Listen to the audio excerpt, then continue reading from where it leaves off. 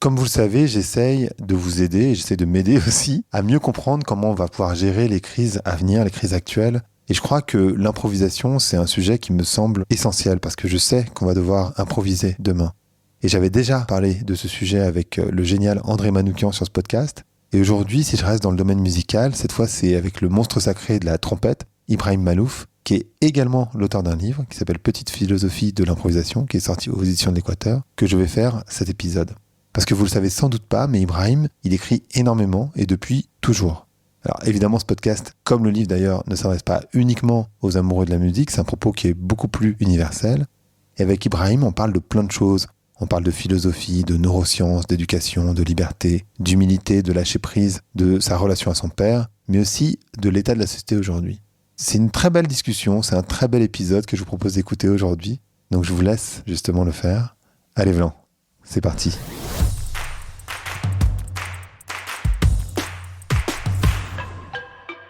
Donc bonjour à toutes et bonjour à tous. Bonjour Ibrahim. Bonjour. Est-ce que vous allez bien aujourd'hui ? Oui, très bien. Bon, on va parler d'improvisation ensemble. Et dans votre livre, vous dites l'improvisation, c'est une action hautement physique. J'aimerais comprendre pourquoi.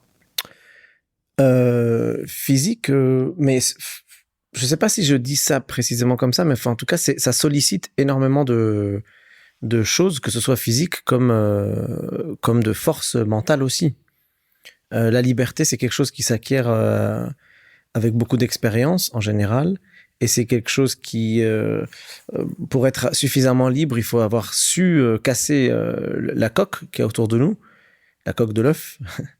Et alors, d'un côté, cette coque, c'est symboliquement, pour moi, c'est ces codes qu'on s'oblige à respecter parce que dès notre naissance, dès l'école, et il est nécessaire évidemment, hein, mais que ça se passe de cette manière-là, mais on nous interdit de faire tout ce qu'il ne faut pas faire.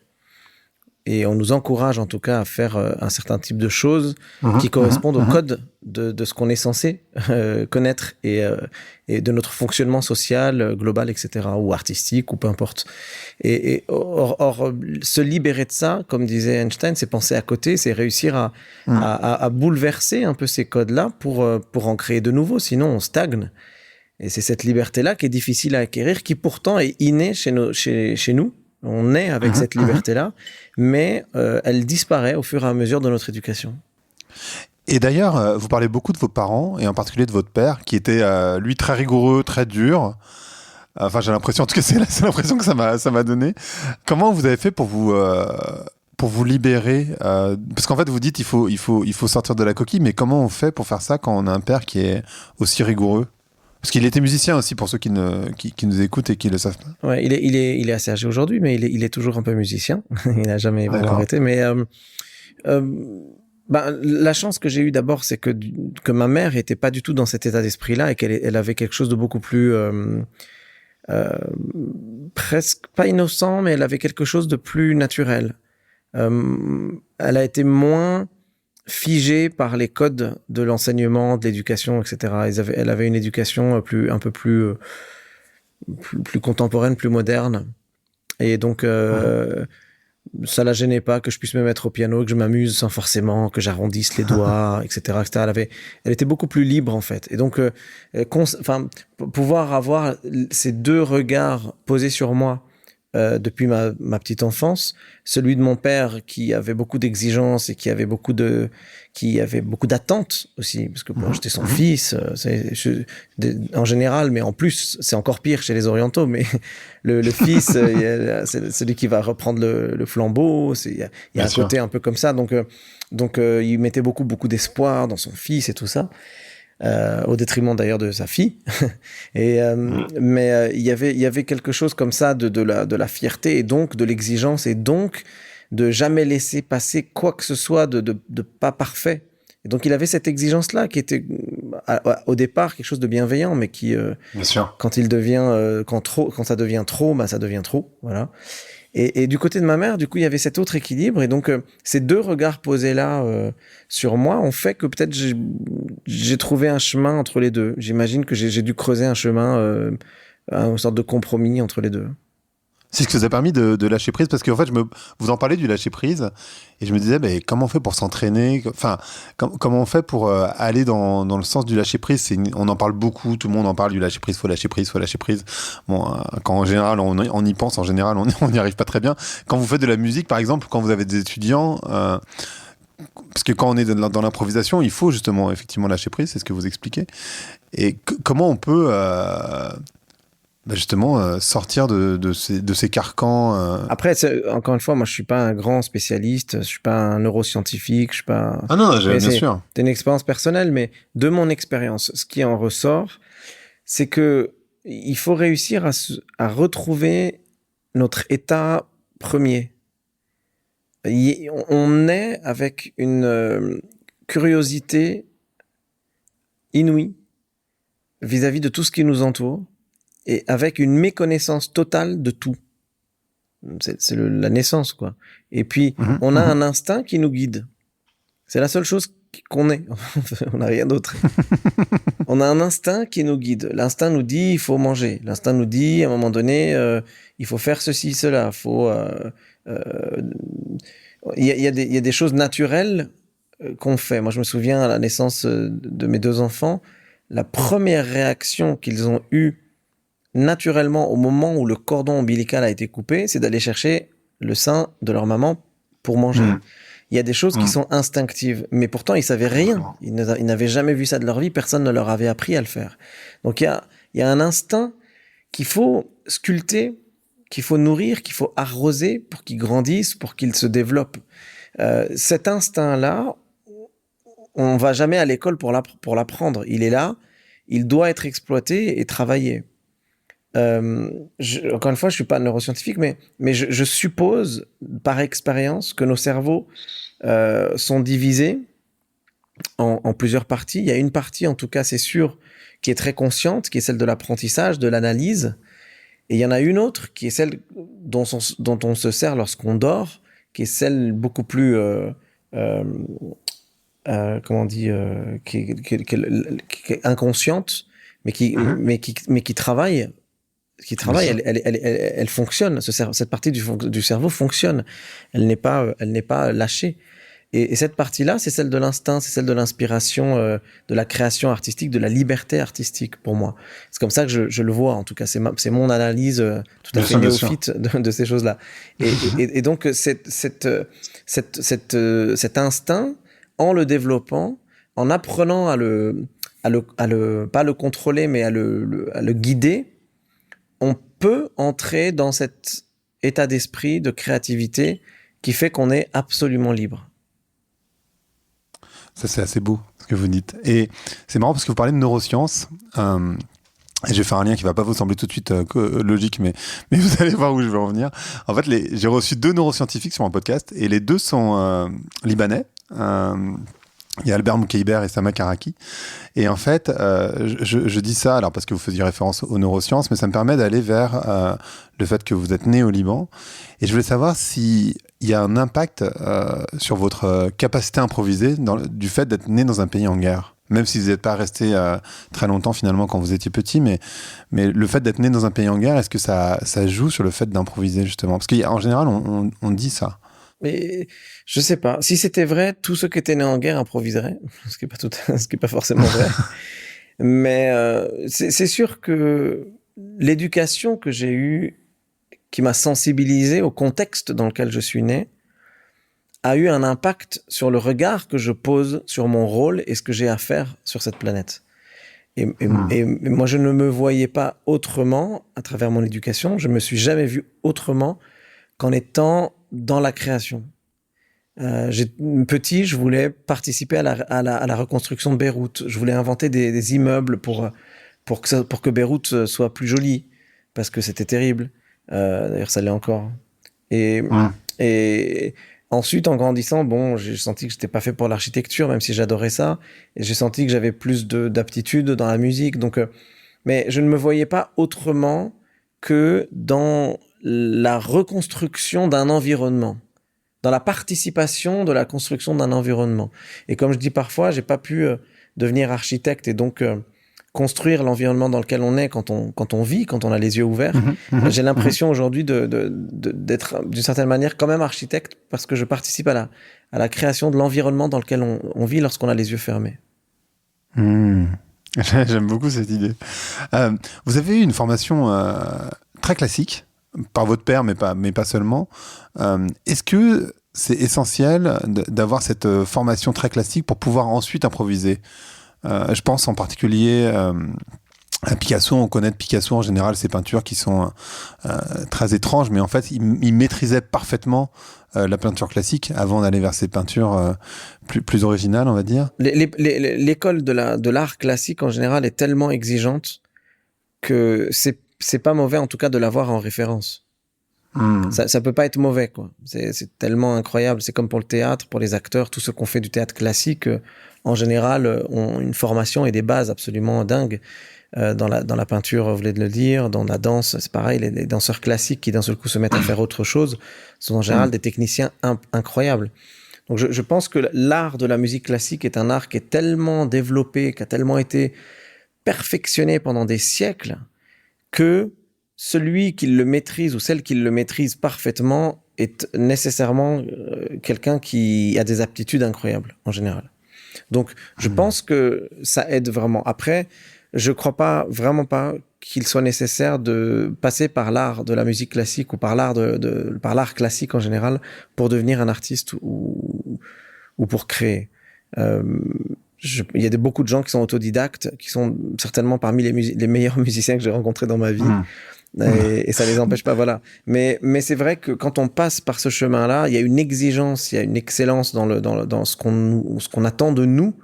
Moi, je me rappelle à l'époque où j'étais au Conservatoire de Paris ou lorsque je passais des concours internationaux, l'exigence qu'on attend de nous, elle est dingue. C'est-à-dire, vous imaginez un programme de, je sais pas, une quarantaine de minutes. Il faut que tout soit parfait. Je dirais une note à côté et vous risquez de passer à côté du premier prix. Donc c'est vraiment dingue. Mais c'est plus vraiment, pour moi, c'est pas de l'art, c'est plus du sport. et souvent la musique classique, c'est devenu d'une certaine manière une forme de compétition pour savoir qui est la personne la plus virtuose, etc. Et d'ailleurs, on en a perdu presque l'essence. D'ailleurs, aujourd'hui, quand on parle d'un artiste classique, oh là là, le virtuose classique, etc. Alors qu'il y a des gens qui sont peut-être moins bons techniquement, mais qui communiquent des émotions 1000 fois plus intéressantes. Et d'ailleurs, moi, c'est pour ça que lorsque j'ai terminé cette époque-là des concours et des conservatoires, etc., et que j'ai, à l'âge de 22 ans à peu près, j'ai posé ma trompette dans la boîte, j'ai fermé la boîte, j'ai dit j'arrête la musique. Et j'étais prêt vraiment à m'arrêter. Oh, wow. Et c'est parce que d'un seul coup, je sais pas, j'ai eu une sorte de souffle de bonheur à travers la musique une sorte de, je sais pas, j'ai recru en ce que j'étais capable de faire finalement, que je me suis relancé dans la musique en ayant comme objectif de ne plus jamais chercher la virtuosité, mais de ne chercher qu'une chose, c'est à toucher les gens lorsque j'en ai besoin, lorsque j'ai envie de toucher les gens, d'être capable de vraiment passer un vrai moment de bonheur, de joie, de sincérité en tout cas, avec les gens qui écoutent ma musique. Et vous parliez tout à l'heure d'autodidacte. J'aimerais bien que vous nous racontiez l'histoire à l'université de George Mason, quand vous répétiez. Je ne sais pas si vous vous souvenez de ce passage. Enfin, c'est un passage de votre vie, donc j'imagine que oui. Mais c'est hyper marquant. Oui, c'est très, très marquant. D'ailleurs, dans ce livre, souvent, j'ai essayé de ponctuer un peu les différentes théories que j'ai par rapport à des expériences de vécu. Et là, en l'occurrence, vraiment, ça a été une très, très chouette expérience. Justement, j'étais en train de passer un des tout premiers concours de trompette que j'avais décidé de passer. Donc, à l'époque, j'avais 19-20 ans. Je ne sais plus exactement quel âge j'avais. Je dois avoir une vingtaine d'années. 21. Et c'était quelques mois après... c'était 6 mois, d'ailleurs, pratiquement jour pour jour après les attentats du 11 septembre 2001. Et je me souviens, donc j'étais dans cette université à Fairfax, à côté de Washington, et je m'entraînais pour le concours qui allait avoir lieu le lendemain.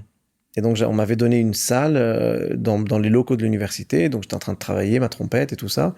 Et à un moment donné, j'étais fatigué, donc je me suis mis à pianoter. Il y avait un piano et je m'amusais. Je jouais pas super bien, mais je m'amusais. Je faisais du blues, je faisais des impros et tout. Et pendant que je m'amusais au piano, d'un seul coup, il y a une personne qui faisait le ménage dans le bâtiment, qui ouvre la porte, qui me demande si ça pose pas problème si elle faisait le ménage dans la salle. Je dis bien sûr, allez-y. Et j'étais en train de jouer en même temps. Et ce grand monsieur, d'un seul coup, au bout de quelques secondes, quelques minutes d'écoute pendant qu'il faisait le ménage, s'arrête, se lève et s'arrête, il s'approche de moi et il s'assoit à côté de moi sur le banc. Et il était très imposant, je me souviens, il m'avait fait un peu peur au début. Je me dis, mais qu'est-ce qu'il me veut? Et il me regarde jouer et d'un seul coup, il me dit, regarde, et il pose ses mains, des gros doigts, il pose ses mains sur le piano et il me montre un accord complètement déjanté pour moi à l'époque, que je connaissais pas, que j'avais jamais entendu, que j'avais jamais vu de ma vie, qui est une superposition de deux accords qui n'ont absolument rien à voir l'un avec l'autre. Théoriquement, tu me dis, tu poses cet accord-là avec cet accord-là, je te dis, impossible, ça peut pas sonner. Et là, le gars les joue, et je me dis, mais merde, mais c'est trop beau. Et il me dit, regarde, si tu peux t'en servir, vas-y, parce que c'est un très bel accord, je te le donne. Et, Oh, wow. et du coup, voilà, il m'a appris un truc que j'avais jamais imaginé jouer. Et lui, c'était un homme de ménage d'université, quoi. Et simplement, enfin, en toute simplicité, il vient à côté de moi et puis il m'apprend un truc. Moi, le mec qui passe des concours internationaux et qui se prend pour un grand musicien, d'un seul coup, c'est ce gars complètement inconnu dans ma vie qui m'apprend un truc. Et ce genre de rencontre, ça force forcément à l'humilité. On se dit, mais attends, mais quoi que tu fasses, de toute façon, il y a tellement de choses que je vais apprendre de plein de gens qui n'ont pas forcément fait le même parcours que moi et qui vont m'apprendre plein de choses. C'est effectivement une très belle leçon d'humilité, je trouve. Une question que je me posais, vous parlez aussi de vulnérabilité dans le livre. C'est quoi le lien entre l'improvisation et la vulnérabilité ?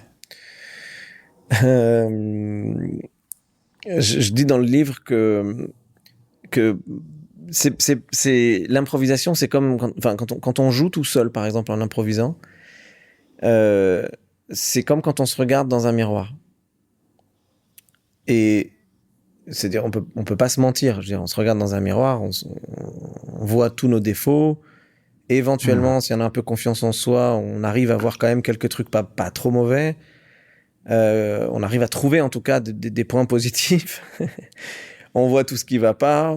On se regarde dans les yeux, donc soi-même. Donc on s'affronte d'une certaine manière. Et on affronte notre sincérité. Et donc improviser quelque part, c'est un peu la même chose, quoi. Donc faut pas avoir peur de se regarder en face. Et ce miroir, en fait, il est très très inquiétant. Essayez de vous regarder pendant 2 ou 3 minutes sans arrêter dans un miroir. Vous allez voir, ça fait très très très bizarre.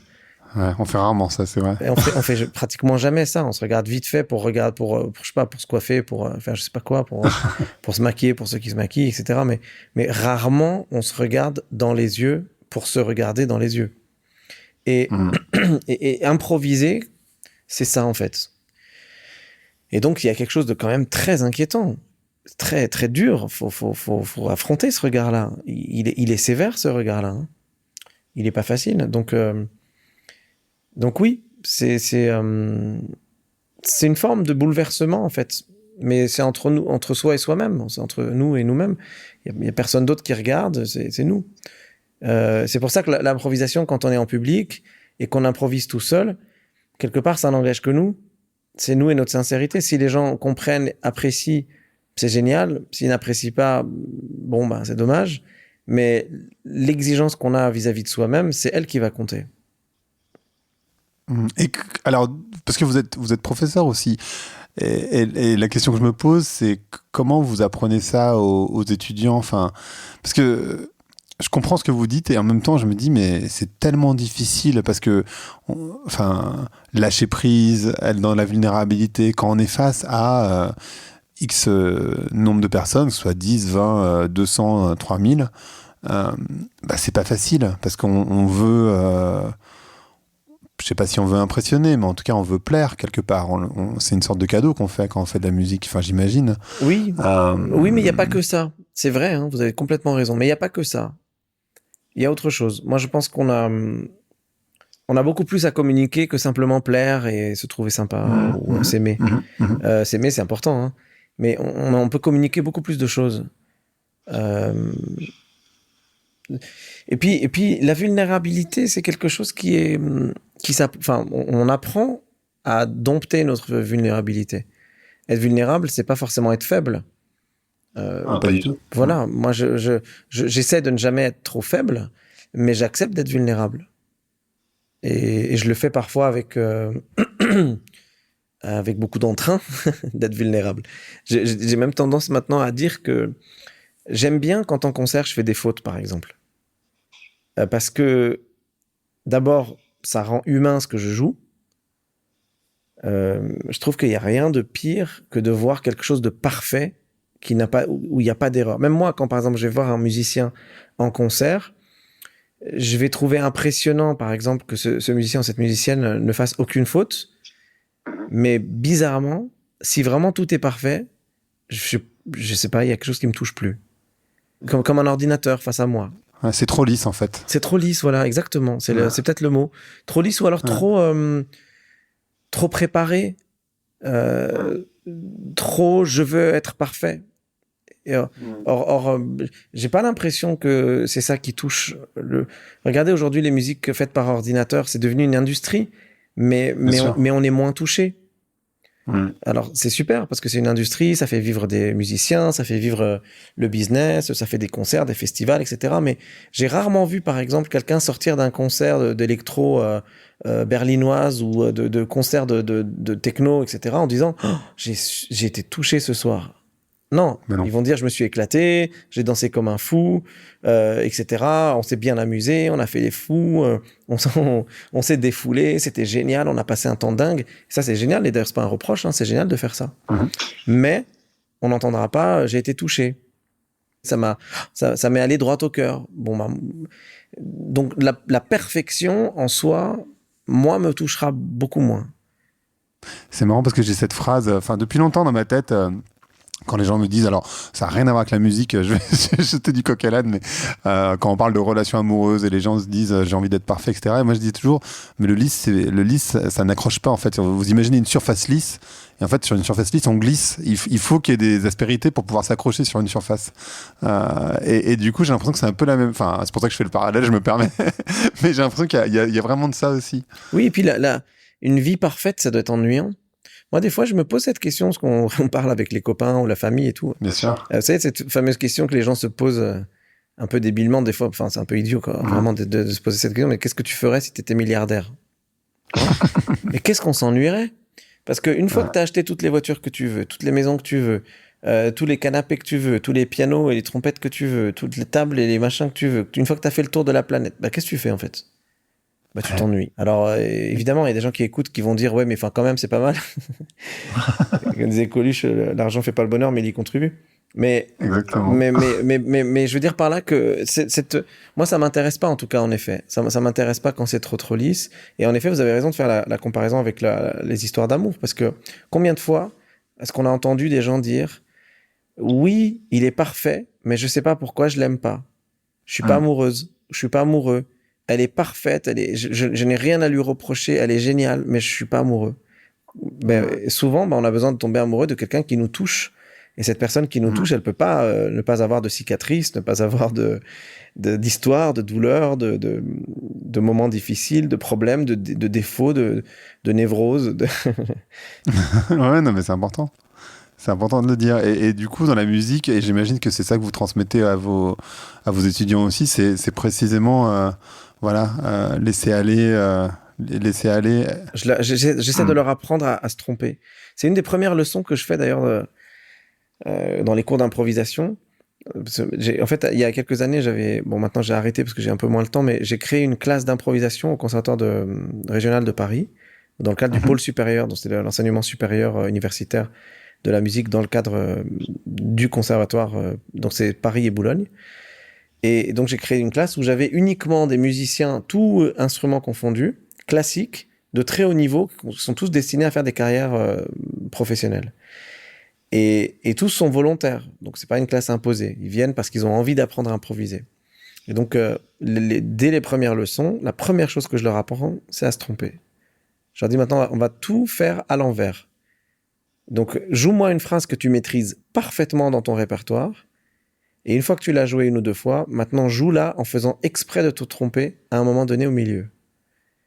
Et ça commence par ça. C'est le point de départ. C'est le point de départ. Trompe-toi. Apprends à te tromper. Apprends à tomber, en fait. Comme dans les sports de combat et tout ça. Apprends à tomber. Et si tu n'apprends pas à tomber, tu n'arriveras a priori pas à développer de créativité. Tu dois apprendre à te tromper, à tomber. Sinon, tu n'apprendras jamais à marcher tout seul. Alors, est-ce qu'on peut dire qu'improviser, c'est faire n'importe quoi ou justement pas du tout, c'est l'inverse? Non, c'est vraiment l'inverse. Et d'ailleurs, c'est étonnant parce que dans le langage courant, quand on dit s'improviser ceci ou s'improviser cela, c'est devenu péjoratif en fait. Et c'est dommage. Parce que moi, j'adorerais m'improviser, je sais pas moi, plombier par exemple. J'adorerais, mais c'est devenu péjoratif. On dit pas, non, t'improvises pas, on s'improvise pas musicien, on s'improvise pas machin. On s'improvise pas blogueur, journaliste, etc. Bah si, en fait, c'est comme ça qu'on apprend d'ailleurs. On s'improvise et après, faut être performant. On va pas faire n'importe quoi. Non, il s'agit pas de faire n'importe quoi, mais il s'agit d'accepter de se tromper. Vous avez tout un chapitre sur la transmission. Et ça, c'est un truc qui, moi, c'est le sens de ma vie, la transmission. L'improvisation comme transmission, qu'est-ce que vous essayez de faire passer comme idée quand vous écrivez un livre parce que le livre, il n'est pas que pour les musiciens, donc qu'est-ce que vous essayez de faire passer en fait, c'est quoi l'idée pour vous qui vous semble importante derrière cette idée d'improvisation? Enfin, l'idée ou les idées, bien sûr. C'est un point fondamental dans tout ce que je fais depuis le début. C'est qu'une... Et ça rejoint une des premières questions que vous m'avez posées sur le lien qu'il y a entre la manière avec laquelle je fais mon métier et le fait que je sois né là où je suis né. Et le contexte dans lequel je suis né. Je pense qu'il y a depuis toujours une envie chez moi de faire en sorte que les gens s'aiment et vivent bien ensemble. J'ai horreur des conflits. Quand j'étais petit à l'école, par exemple, je détestais quand les enfants jouaient à la guerre. Et moi, je l'avais connu, donc je pouvais pas supporter ça. Et quand je voyais 2 personnes fâchées, je voulais absolument faire en sorte qu'ils s'entendent. Et même encore aujourd'hui, j'ai un peu cette tendance-là. Et donc, de là, de fil en aiguille, avec la musique, l'art en général, j'essaie de trouver des idées pour réussir à résorber un peu ce gap, cette distance qui est en train de grandir entre la conscience du raisonnable et l'envie de tout envoyer balader, qu'il y a, je trouve, dans la société actuelle. Il y a de plus en plus cette sensation, alors le Covid n'aide pas, n'a pas aidé, mais je trouve qu'il y a un truc un peu exponentiel, très inquiétant, actuellement, dans le monde dans lequel on est, qui a été, à mon avis, exacerbé par Internet, qui a généré une forme de parole globale de plus en plus pesante.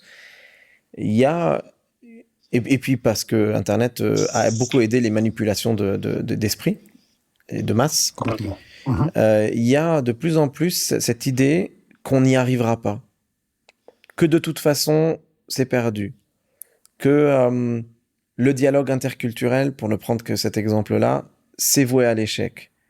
Que la multiculturalité, que la mondialisation, c'était une lubie. Etc., etc., etc. Et que, quelque part, ces idéaux qui ont été développés de siècle en siècle, jusqu'aux Lumières et même jusqu'aujourd'hui, l'universalité, l'universalisme, moi j'ai grandi à une époque où on considérait qu'une encyclopédie, ça s'appelait universalis. On apprend quelque chose d'universel, c'est-à-dire qu'on a des versions de la réalité qu'on partage tous les uns avec les autres pour trouver un compromis qui devient universel. Et cet universalisme, c'est ce qui nous unit. Donc on est tous unis dans une différence, dans la différence. Donc c'est toutes nos différences qui vont faire qu'on est ce qu'on appelle une race humaine. Et qu'on est tous prêts à s'accorder les uns les autres. C'est pour ça qu'on a construit l'Europe, c'est pour ça qu'il y a les États Aux États-Unis, les États se sont unis. C'est pour ça que voilà. Donc les gens veulent et ont toujours voulu s'unir. Et puis j'ai l'impression qu'aujourd'hui, à notre époque, il y a une sorte de comment dire, de montée d'une croyance qui serait que tout ça, c'est du foutage de gueule et qu'on se fout de nous depuis le début et qu'en fait ce n'est pas possible et qu'il faut tout envoyer balader. Et je pense que pour moi l'improvisation, c'est pour ça que je fais toute cette ce monologue, mais pour moi l'improvisation c'est l'art de réussir à tous se mettre d'accord malgré nos différences, malgré malgré nos différences d'âge, nos différences de culture, nos différences d'origine, de tout, de religion, de croyances, peu importe. Quand on est un groupe de gens extrêmement différents, il y a un moment où si on a une volonté véritablement d'improviser tous ensemble une musique commune, eh ben on va devoir trouver des points communs, on va devoir les trouver. Et ça, c'est l'école de la vie commune. D'ailleurs, vous faites référence à Nassim Nicolas Tayeb, au Signe Noir, dans votre livre. Et c'est marrant parce que quand je lisais votre livre, j'y pensais, mais je pensais pas au Signe Noir, je pensais à son autre livre qui s'appelle Antifragile. Et justement, et ça revient un peu à l'idée qu'on a discuté tout à l'heure. C'est lui ce qu'il dit, c'est qu'un système optimisé, tendu, en fait, il est extrêmement fragile parce que au final, quand c'est trop parfait, ça peut craquer à n'importe quel endroit. Alors que quand on est beaucoup plus dans une forme d'improvisation, c'est peut-être mieux pour faire de la gestion de crise. Je sais pas ce que vous en pensez. Mais... J'en suis complètement convaincu. D'ailleurs, avec mon épouse, on a cette conversation régulièrement parce qu'elle est beaucoup plus stricte sur certaines choses que moi. Et moi, j'ai tendance à lui dire, mais c'est pas grave, ma chérie, mais c'est pas grave, mais tu verras que ça va bien se passer. Comme la dernière fois, on a fait pour le baptême de notre fils, par exemple, elle voulait absolument placer les gens, on avait une centaine d'invités pour le baptême, elle voulait absolument placer les gens parfaitement sur la table. Ah oui. et elle a passé la nuit à faire ça. Incroyable. Moi, je suis allé dormir à la fin. Je lui ai dit, écoute, il est 4 heures, je vais dormir. Et jusqu'à 7 heures du matin, elle a continué à faire le placement de la centaine de personnes. Et pourquoi? Pour qu'au final, le lendemain, au moment où on était tous en train de déjeuner, les gens, en fait, ont changé de place. Ils avaient leur place, ils se sont assis, puis 10 minutes après, on voyait que les gens changeaient de place. J'ai dit, tu vois, tu t'es pris la tête. Et en fait, t'aurais pu faire juste un truc basique, mais qui fonctionne. Et naturellement, les gens vont s'improviser leur propre discussion et vont improviser l'endroit où ils ont envie de s'asseoir. Et tu vas voir, ça va très très bien se passer en fait. Non, mais c'est extrêmement vrai. Et on parlait tout à l'heure de crise et de votre vision de la société. Pour vous, c'est quoi enfin, parce que vous en parlez dans le livre, donc je me permets de poser la question, mais votre vision pour le monde de demain, comment vous l'envisagez? Alors, ça dépend de... Est-ce que vous me demandez la vision dont je rêve ou ce vers quoi on va, selon moi, dans la réalité? Bon, on va partir sur la réalité. Ce que vous rêvez, je l'ai entendu parce que vous l'avez dit, c'est-à-dire que les gens qui aient pas de conflit ou peu de conflit, moi j'aime pas le conflit non plus, donc du coup ça j'ai entendu que les gens vivent bien ensemble et j'imagine que c'est plutôt ça votre vision. Oui, mais sans être fleur bleue et idéaliste. Oh, attention, je dis pas que l'improvisation se passe parfaitement bien. Pour reprendre l'exemple de tout à l'heure, moi mes élèves quand ils commencent à improviser et que je leur dis il faut qu'on apprenne à se tromper, on se trompe beaucoup. Et donc, le monde tel que je l'imagine, dans le chemin qu'il prend, moi, me rassure pas beaucoup. Hein, je vais être honnête. Je me rassure pas beaucoup, mais pas parce que je pense que tout va mal, pas du tout, mais parce que je pense que beaucoup de gens pensent que tout va mal. Vous voyez, c'est plutôt dans ce sens-là. Et plus on pense que tout va mal, et plus tout va mal, parce que ça crée des tensions. Et je suis inquiet de voir à quel point les gens sont persuadés que tout va mal. Et parfois, je commence à me poser des questions en me disant, mais c'est pas possible. Est-ce qu'ils pensent vraiment, eux, ça? Ou est-ce que, encore une fois, cette internationalisation de l'information, qui est quand même très maîtrisée, ne les pousse pas à penser que tout va mal? Et puis surtout, quand on vient du Liban et qu'on sait ce que c'est qu'une situation où vraiment ça va pas très bien, quand on est en France... on se rend compte que ça va quand même plutôt pas mal, dans l'absolu. Complètement. Et je me souviens, j'ai plusieurs épisodes comme ça, des tristes épisodes. Je me souviens par exemple au moment des attentats de Charlie Hebdo ou du Bataclan. Tous mes amis en France, tous mes amis qui vivaient à Paris, etc. ou ailleurs, me disaient mais Ibrahim, mais c'est fini quoi. Et ils étaient persuadés qu'après ça, qu'est-ce qui pouvait arriver de pire que c'est-à-dire que pour eux la vie était terminée, la vie d'avant ne pouvait plus vraiment exister. Ce qui est pas tout à fait faux non plus, parce qu'on est quand même traumatisés tous, mais j'étais un des rares à les rassurer, à leur dire, tu sais, je vois exactement ce que tu ressens, je comprends ce que tu ressens, mais crois-moi, ça, tu vas voir, ça va pas, on va y arriver, ça va passer en fait. Et si je leur disais ça, c'est parce que dans mon enfance et dans mon pays d'origine, on a connu ça en pire. Et que nos familles, nous et aussi, on pouvait parfois sortir de la maison en se disant bon bah a priori peut-être là on va se prendre un obus en fait sur la voiture ou dans la maison. Ouais, bien sûr. Et cette vision du monde très triste, négative, pessimiste, etc.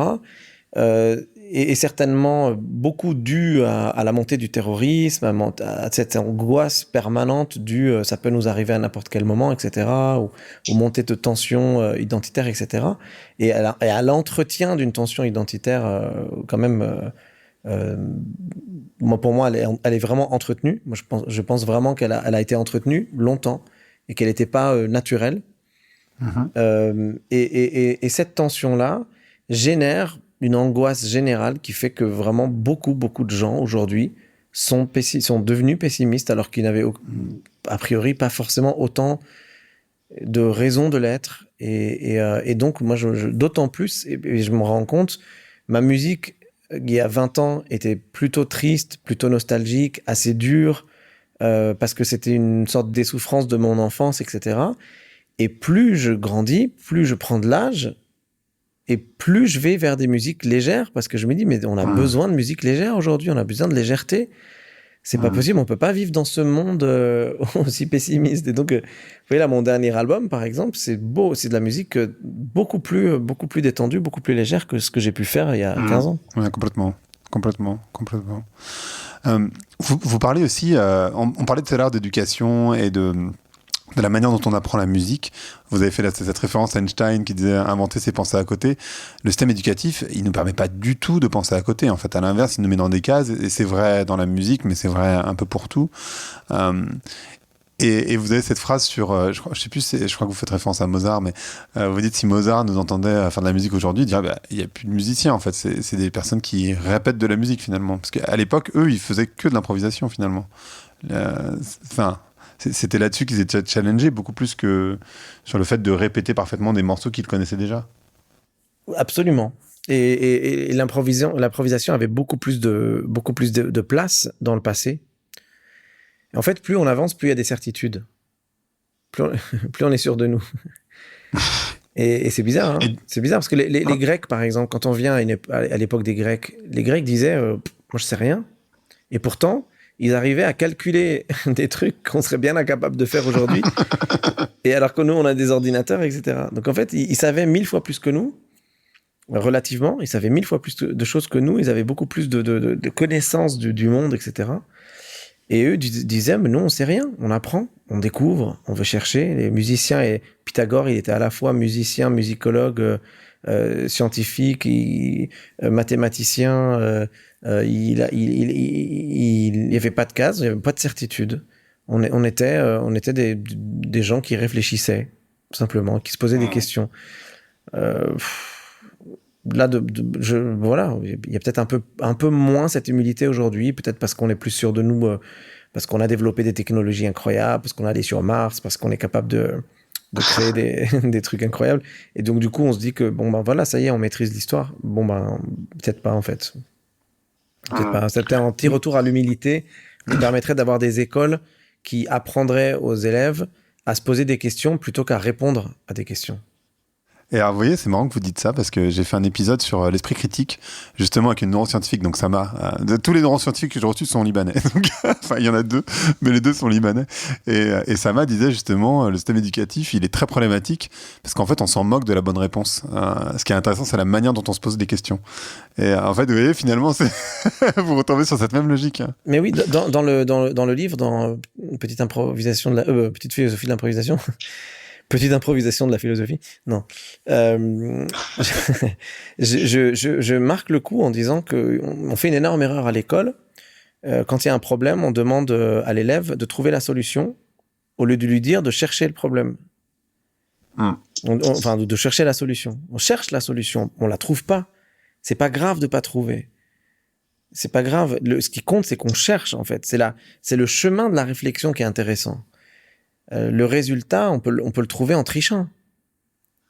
Ça, pour moi, c'est une des clés de voûte de l'éducation qu'on a aujourd'hui. C'est qu'on doit trouver la réponse et que c'est une erreur. Voilà, c'est une énorme erreur, une faute pour moi. Et donc, il faudrait vraiment réfléchir à se poser les bonnes questions. Non, mais c'est précisément ça. Et même si on prend de manière plus large... Au moment où on enregistre, en tout cas, il y a eu ce discours au MEDEF où Aurélien Barraud disait en fait, le problème, c'est pas tant de trouver les solutions à ce stade, il faut qu'on se pose les bonnes questions. Et il disait précisément la même chose, alors que c'est sur un sujet, on revient à la société, et lui, bon, il a une expertise qui est différente de la vôtre et de la mienne d'ailleurs. Mais finalement, il tombait sur cette même logique de dire, en fait, on ne se pose pas les bonnes questions. Et Socrate, c'est vraiment cette logique socratique finalement. Oui, absolument. Absolument. Et le milieu de l'entreprise, c'est une très bonne école aussi. Hein. Moi, je suis musicien, mais j'ai monté aussi mon entreprise il y a presque 20 ans maintenant, qui est donc mon label, qui est ma boîte de production. Et j'embauche des gens. Hein. J'ai un peu plus d'une douzaine de personnes à plein temps aujourd'hui qui travaillent dans cette boîte de production. Et je me rends compte, par exemple, que souvent, les personnes que j'emploie, pas tous, heureusement, et s'ils nous entendent, il ne faut pas qu'ils s'imaginent que je parle de eux, là, spécifiquement. mais dans le passé, surtout, et parfois même un peu encore aujourd'hui, lorsqu'ils se confrontent à une problématique d'entreprise, la première réaction n'est pas de se dire « Venez, on va s'asseoir, on va se poser des questions et on va essayer de comprendre ce qui se passe. » Non, ils vont s'imposer de devoir trouver la réponse parce que derrière, il y a un salaire, supposément, en face d'une réponse qu'ils sont censés donner. C'est terrible. C'est terrible. Moi, j'ai jamais demandé, par exemple, à un de mes employés d'être parfait. Mais par contre, je leur ai toujours dit, formez-vous, continuez de vous former, continuez d'apprendre, continuez de chercher. Et souvent, j'ai employé des gens qui n'étaient pas forcément les meilleurs dans le poste sur lequel je les embauchais, mais parce que j'avais espoir qu'ils progressent très très très vite et qu'ils deviennent encore mieux que le meilleur. Et ça c'est une logique d'entreprise qui doit aussi fonctionner. Les entreprises privées savent ça et fonctionnent comme ça. Moi, toutes les personnes que je rencontre qui ont des entreprises privées en parlent de ça. Au final, je me pose la question, mais c'est une question très générale et en même temps, j'aurais pu commencer par là, mais j'aime bien l'idée de finir par là. Pourquoi vous l'avez écrit, ce livre ? C'était quoi l'idée derrière pour vous ? Il y a plein de choses en fait. Il n'y a pas une idée. Enfin, l'idée globale philosophique, on l'a dit. C'est parce que je pense vraiment qu'on est à une époque où les gens ne savent plus parler, ne savent plus échanger, ne savent plus s'aimer, se comprendre. Dès qu'ils voient la différence, il y a une forme d'adversité les griffes qui sortent, les dents qui sortent, etc. Et ça me désespère. Donc je me dis, il faut quand même que je mette, même si ça ne servira à rien, qu'au moins j'essaye de poser ma petite pierre à l'édifice en espérant que des gens le lisent et qu'ils se disent ah bah tiens, il y a peut-être quelqu'un qui a pensé avant moi, donc c'est peut-être que j'ai raison. Voilà. Donc que j'ai raison d'y penser ou de le penser. Après, je pense que j'avais aussi envie de partager mes expériences parce que au final, moi j'écris beaucoup sur mes ordis depuis que j'ai 10 ans, 15 ans. Oh wow. J'ai écrit énormément et j'ai jamais rien publié. J'ai jamais échangé là-dessus. J'ai tout gardé pour moi. J'écris énormément et je montre rien.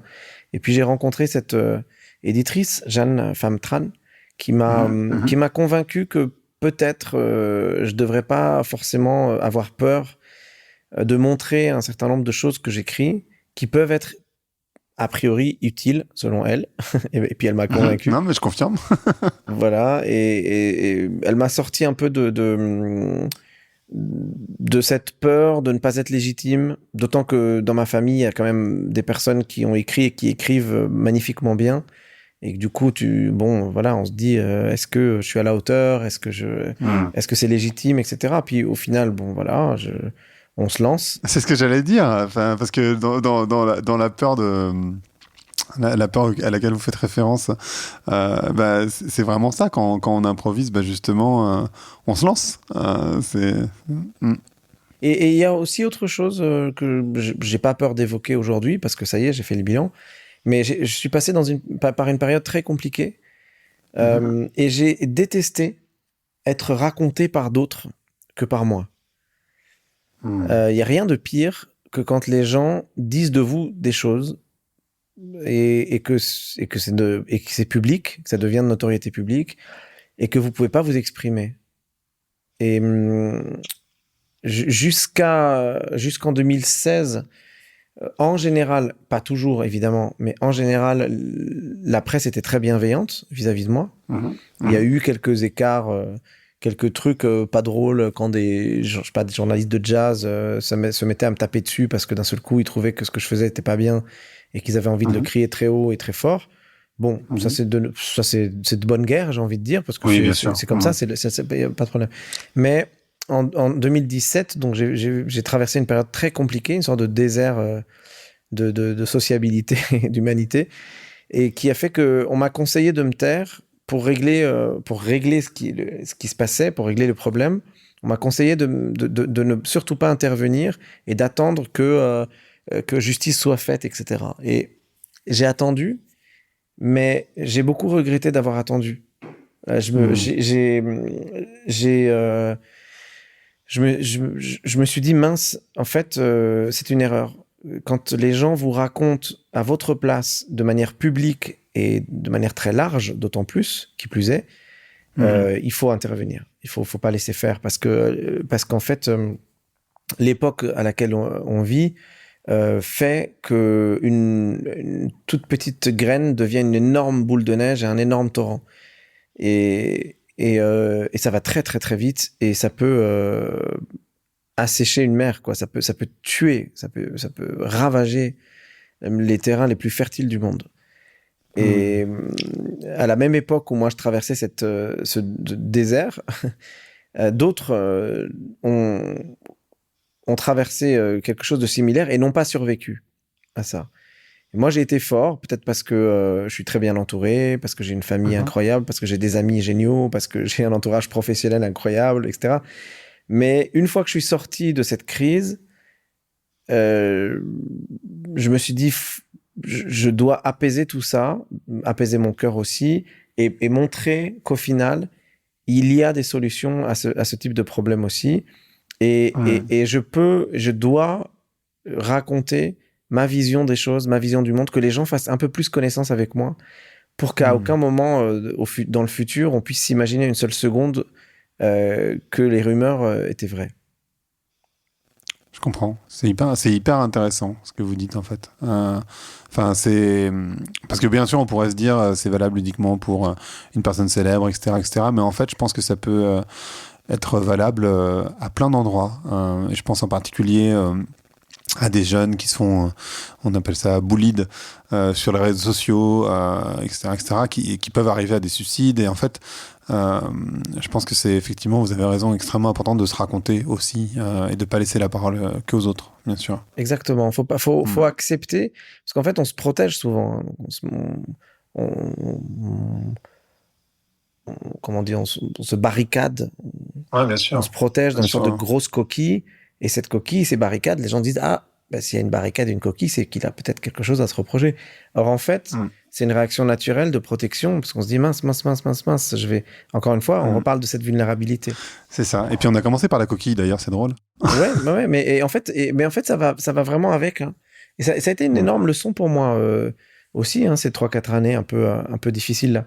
Parce que j'en suis ressorti en me disant, c'est peut-être ça en fait qui a fait que je vais bien encore aujourd'hui malgré cette grosse crise de la vie. J'ai gardé un équilibre, mais même moi, je me surprends. Les gens me regardent des fois, ils me disent « Oh là là, ça doit être terrible maintenant de vivre avec ça. » Je leur dis oui et non, en fait, parce que je n'avais rien à me reprocher. J'ai accepté la crise. C'était une période compliquée. Mais au final, j'ai improvisé mon quotidien avec ça. J'ai appris à être encore plus vulnérable que je ne l'étais. Et en fait, au final, il y a une forme de souplesse qui fait que on traverse ça avec une forme de philosophie. Et on est moins blessé en acceptant cette vulnérabilité. On est moins blessé, on est moins rigide. Moi, je compare ça à une sorte de peau. Si la peau est dure, ça se casse au moment où on plante une aiguille. Alors que si la peau est souple, l'aiguille appuie mais ne perce rien. Et je parlais à ma fille l'autre jour, qui a bientôt 13 ans, et on parlait de ça, de ces crises qui peuvent arriver, et je lui ai dit, tu sais, c'est comme des aiguilles. Si tu acceptes que l'aiguille te fasse mal, mais qu'elle ne se plante pas, mais qu'elle te fasse mal, accepte-la, tu vas voir, parce qu'elle ne percera pas. Et pour moi, c'est ça. Si la peau est dure, on va pas sentir l'aiguille, mais si jamais elle passe, c'est fini. Complètement. Hyper intéressant. Ce podcast s'appelle Vlan, donc je voudrais savoir à quoi vous voulez ouvrir et où claquer la porte. Ouvrir la porte, je pense qu'on a besoin d'un peu plus d'empathie. Je trouve que notre époque manque d'empathie.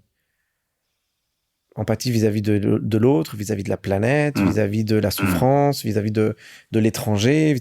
On manque d'empathie, c'est terrible. On devient très égoïste, on dit oui, mais enfin, on va pas accueillir toute la misère du monde, oui, mais ça me regarde pas, oui, mais c'est pas mon problème, oui, mais il avait qu'à ceci, oui, mais ils avaient qu'à cela. En fait, on comprend de moins en moins les autres, donc je pense que si on pouvait ouvrir la porte à un maximum d'empathie, ce serait vraiment le bienvenu. Et claquer la porte... C'est et où, hein, vous n'avez pas besoin de claquer, hein, si vous... Voilà. Alors restons sur l'empathie, comme ça on reste sur un truc positif, c'est bien. Super. Merci beaucoup, Ibrahim. Merci à vous. À bientôt. Merci d'avoir écouté Vlan. Si vous avez aimé l'émission, n'hésitez pas à mettre des étoiles sur vos plateformes de podcast préférées. Vous pouvez aussi partager l'épisode sur vos réseaux sociaux, Instagram Stories, Facebook, LinkedIn, où vous voulez. Je suis Grégory Pouy. Vous pouvez me retrouver sur l'intégralité des plateformes sous le nom Greg from Paris. Si vous avez des idées pour des invités, si vous avez des commentaires, n'hésitez surtout pas à m'envoyer un message. Allez, merci et à bientôt.